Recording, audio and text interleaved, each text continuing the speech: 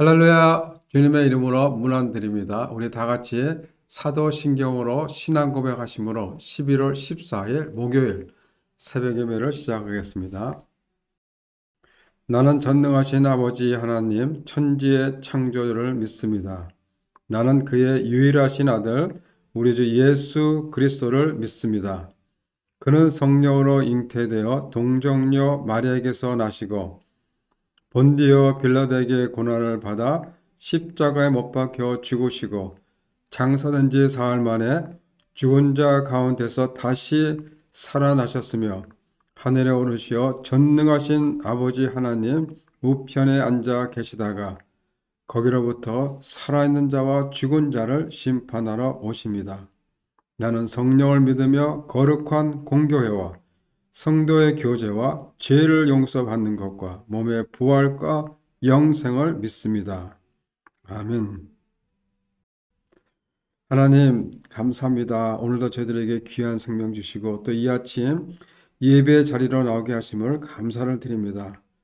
저희들 오늘 하루도 살아갈 때 부어주시는 하나님의 은혜와 사랑으로 살게 하시고 우리에게 주어진 삶 현장에서 주님의 이름을 드러내며 예배자로서의 삶을 사는 저희들 모두가 되게 하여 주시옵소서. 오늘도 귀한 말씀 주심을 감사드리며 예수님 이름으로 기도합니다. 아멘.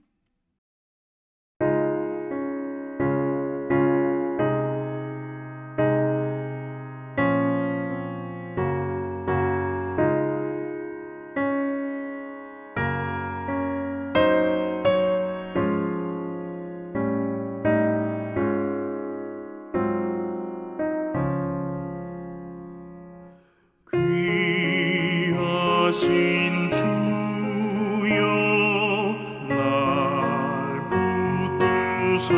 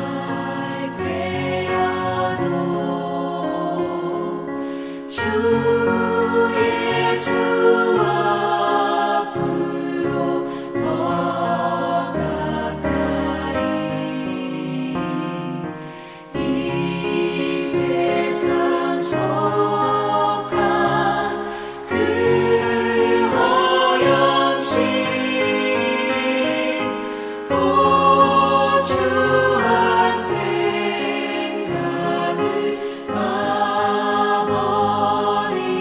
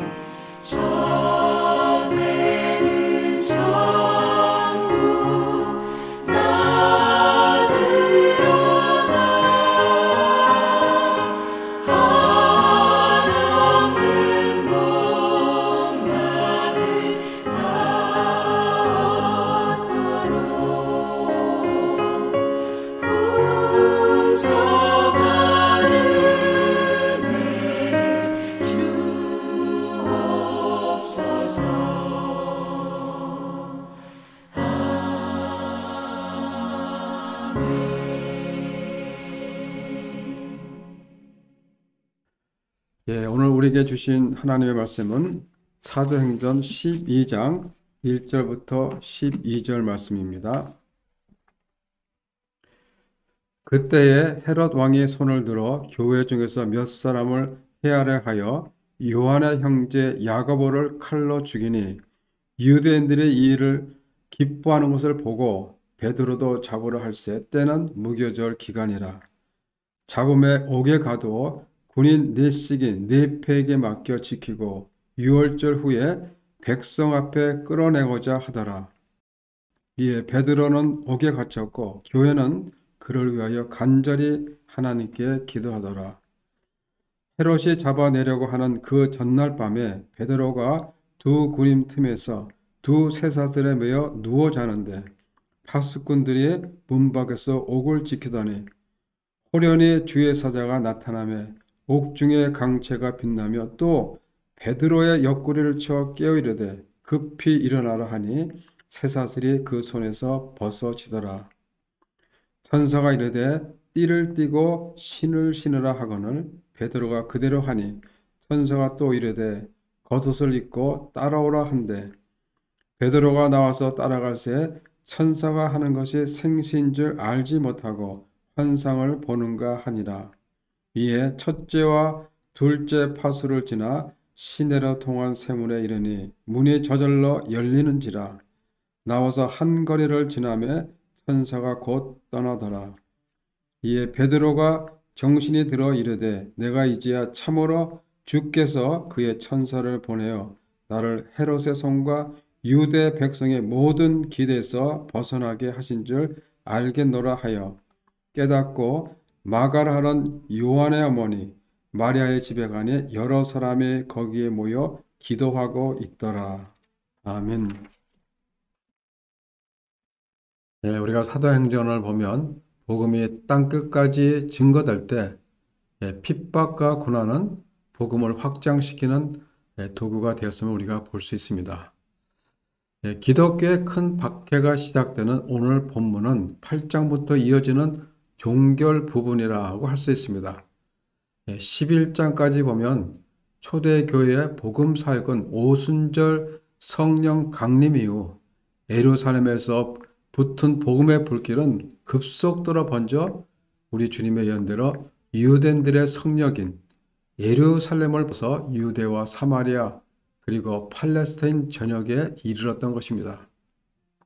그리고 스데반 순교 사건으로 말미암아 기독교가 확산되려고 하니까 그 일로 인하여 동시에 혼란이 찾아온 것입니다. 활활 타오르는 불덩이를 끄기 위하여 덮쳤을 때 그 불은 꺼지는 것이 아니라 뭐예요? 오히려 불길이 사방팔방으로 번지듯 환난과 핍박을 당한 성도들은 사방으로 흩어지기 시작했고 복음은 이방 지역까지 전해지기 시작했던 것입니다.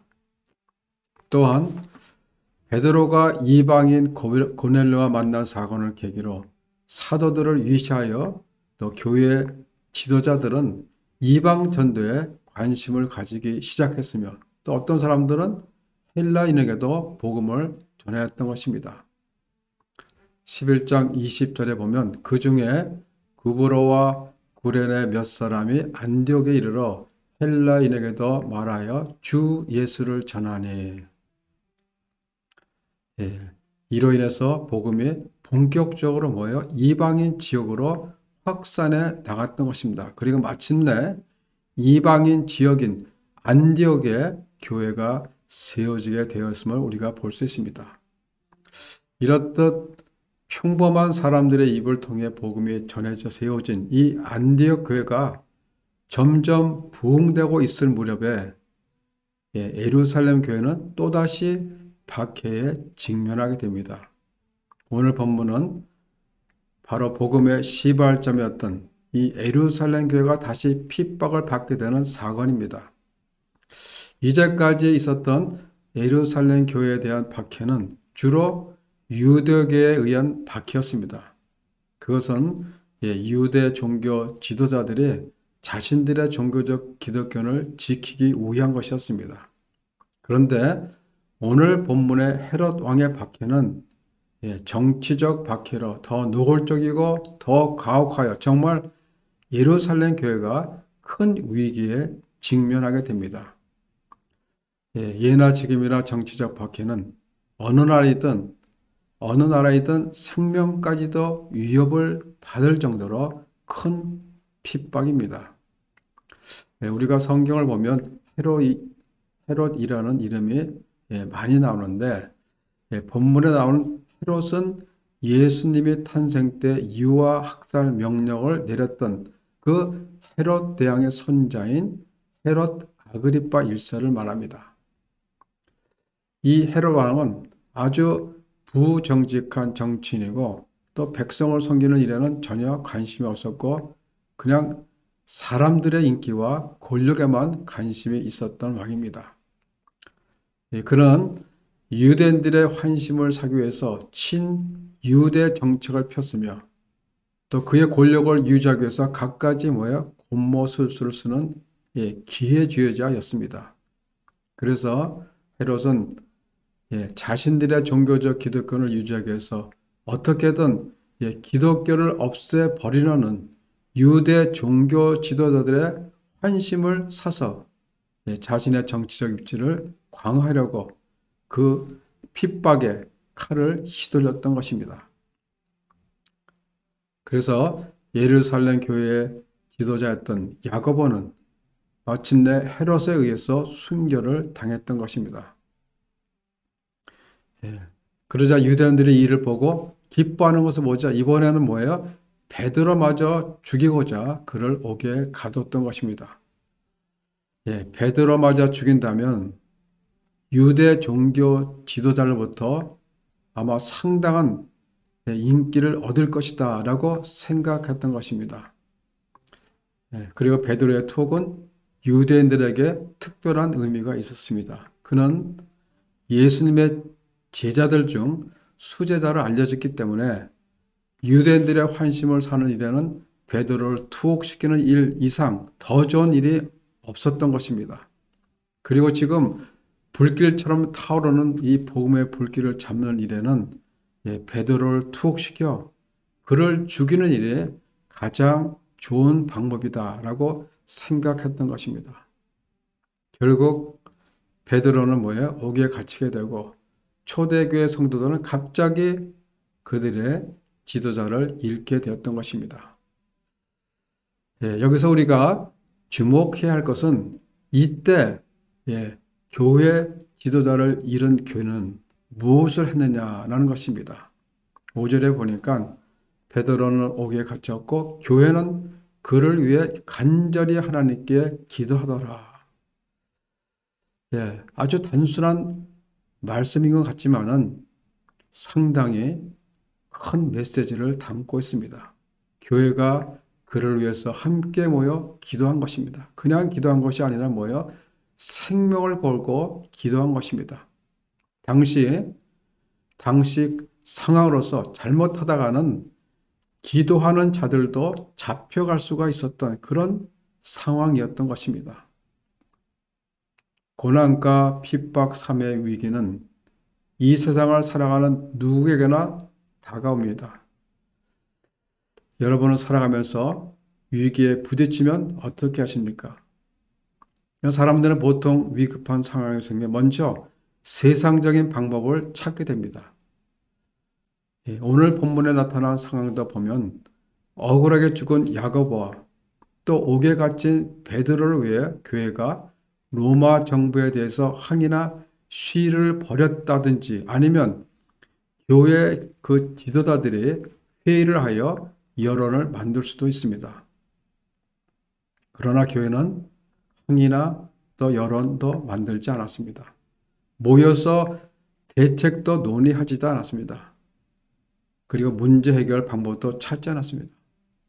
즉 예루살렘 교회 지도자들은 세상적인 방법을 택하지 않았다는 것이죠. 어떻게 했다고 합니까? 그냥 모여서 간절히 기도한 것입니다. 그렇습니다. 위기가 찾아왔을 때 교회는 걱정하고 원망하고 방법을 구하려고 회의를 하는 것이 아니라 뭐예요? 교회 온 성도들이 모여서 기도를 한 것입니다. 초대교회는 문제가 생기자 혼자 기도하지 않았습니다. 온 교회 성도가 함께 모여서 기도를 한 것입니다. 이것이 초대교회의 반응입니다. 어려움이 오자 교회가 가장 먼저 한 일은 바로 뭐예요? 기도였습니다. 초대교회 교인들에게 기도는 항상 첫 번째 행동이었습니다. 환난이 닥치자 초대교회 성도들은 함께 모여서 간절히 기도를 했습니다. 성도들이 마음을 모아 한마음 한뜻으로 한 가지 기도 제목을 가지고 간절히 기도했던 것입니다. 교회의 기둥인 야고보가 죽고 교회의 최고 지도자인 베드로마저 잡혀간 그 위기 상황에서 그들은 흩어지지 않고 힘을 다해 합심으로 기도를 했던 것입니다. 12절 보니까 마가 요한의 어머니 집에서 모여 기도했던 것입니다. 그것은 어떤 것이죠? 바로 초대교회가 처음 모여서 기도한 마가의 다락방입니다. 오순절 성령이 임한 바로 그것입니다. 교인들은 그들이 처음 모였던 곳으로 다시 모여서 합심해서 간절히 기도했던 것입니다. 그들이 합심하여 기도할 때 어떤 일들이 일어났습니까? 4절과 6절에 보면 옥에 갇힌 베드로를 어떻게 감시하고 있는가를 자세히 기록하고 있습니다. 이 베드로를 지키는 경비병이 4조로 구성되어 있는데 그 4명이 한 조가 되어 한 조씩 교대하면서 24시간을 지켰던 것입니다. 경비병 중 2명은 베드로와 같이 쇠사슬에 묶여 양 곁에 지켰던 것입니다. 그리고 2명은 옥문 밖에서 파수를 쳤던 것입니다. 정말 철통 같은 감시죠. 이것은 사람의 방법으로 도저히 도망갈 수 없는 불가능한 상태를 말해주고 있습니다. 그런데 7절에 보니까 주의 사자가 옥에 갇힌 베드로에게 나타납니다. 그리고 베드로를 묶었던 쇠사슬이 벗겨지고 옥문이 저절로 열린 것입니다. 그리고 베드로는 감옥에 나와서 천사를 따라합니다. 베드로는 그때까지 천사가 하는 일이 정말인지 모르고 자기가 환상을 보고 있는 것이라 라고 그렇게 생각했습니다. 그 일들은 사람의 말로 설명할 길이 없었던 것입니다. 18절에 보면 날이 새매 군인들은 베드로가 어떻게 되는지 알지 못하여 적지 않게 소동했다라고 했습니다. 여러분, 기적은 인간의 기대와 계획을 초월합니다. 때문에 기적이 일어날 때는 우리는 놀랄 수밖에 없습니다. 어떤 문제든 그것이 쉽든 어렵든 간에 하나님께는 다 똑같습니다. 감옥에서 쇠사슬에 채워 있었거나 안 채워 있었거나 하나님에게는 다 같은 것입니다. 문제가 크고 작은 것, 불가능한 것과 가능한 것은 우리 사람들이 구분하고 나눈 것이지 그것을 해결하시는 하나님께는 다 똑같은 문제라는 것입니다. 여러분, 기적이 언제 일어납니까? 교회가 함께 모여 기도할 때, 성도들이 함께 모여 기도할 때 기적이 일어납니다. 마태복음 18장 20절에 보면 두세 사람이 내 이름으로 모인 곳에 나도 그들 중에 있느니라. 이 말씀은 여러 사람이 합심하여 기도할 때 우리 주님께서 함께 하시고 응답해 주신다라는 약속의 말씀이죠. 우리가 말씀 공부도 중요하고 사역도 중요합니다. 성령의 역사도 중요합니다. 하지만 오늘날 교회에서 가장 중요한 것은 뭐예요? 기도입니다. 기도. 기도하지 않는데 성령의 역사가 어떻게 일어납니까? 기도하지 않는데 전도가 어떻게 일어날 수가 있겠습니까? 아무리 아름답고 좋은 사역들이 많아도 기도하지 않으면 아무런 일도 일어나지 않는다는 것입니다. 베드로를 감옥에서 끌어낸 것은 천사였지만 그러나 천사를 움직인 것은 마가의 집에 모인 그들의 간절한 기도 때문입니다. 마가의 다락방에 모였던 제자들과 120여 명의 성도들이 주님이 약속하신 말씀을 붙잡고 기도에만 전념했을 때 무슨 일이 일어났습니까? 그 약속하신 성령이 그들 위에 불같이 임했던 것입니다. 여러분, 기도하면 하나님이 움직이십니다. 기도하면 모든 위기들이 사라지게 되는 것입니다. 우리의 간절한 기도는 우리가 주의 영광을 위해 살도록 우리의 인생을 변화시키는 은혜의 통로입니다. 우리의 간절한 기도는 반드시 역사를 일으킨다는 것입니다. 기도는 우리가 하나님의 백성으로 세상을 살아갈 때 능력 있는 창고임을 우리는 기억하시기 바랍니다. 그래서 기도는 성도가 가진 축복의 비밀 병기인 것입니다. 우리가 세상의 모든 환난과 핍박을 이길 수 있는 비결은 바로 기도입니다. 여러분 기도하십시오. 그러면 닫혔던 문도 열리고 우리를 메고 있던 쇠사들도 풀리는 놀라운 일들을 경험하게 될 것입니다.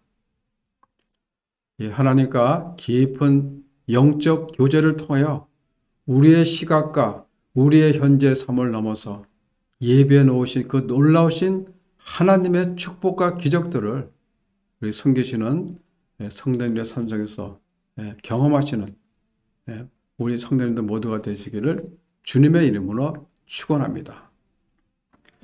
기도하겠습니다. 하나님, 오늘도 귀한 말씀을 주심을 감사드립니다. 우리 삶에 하나님의 기적은 기도를 통해 나타나는 줄을 믿습니다. 어떤 고난과 환난 속에도 두려워하지 않고 기도에 힘쓰며 담대히 주님의 증인으로 살아가게 하옵소서. 감사드리며 예수님 이름으로 기도합니다. 아멘. 하늘에 계신 우리 아버지, 아버지의 이름을 거룩하게 하시며 아버지의 나라가 오게 하시며 아버지의 뜻이 하늘에서와 같이 땅에서도 이루어지게 하소서. 오늘 우리에게 일용할 양식을 주시고 우리가 우리에게 잘못한 사람을 용서하여 준 것 같이 우리 죄를 용서해 주시고 우리를 시험에 빠지지 않게 하시고 악에서 구하소서. 나라와 권능과 영광이 영원히 아버지의 것입니다. 아멘.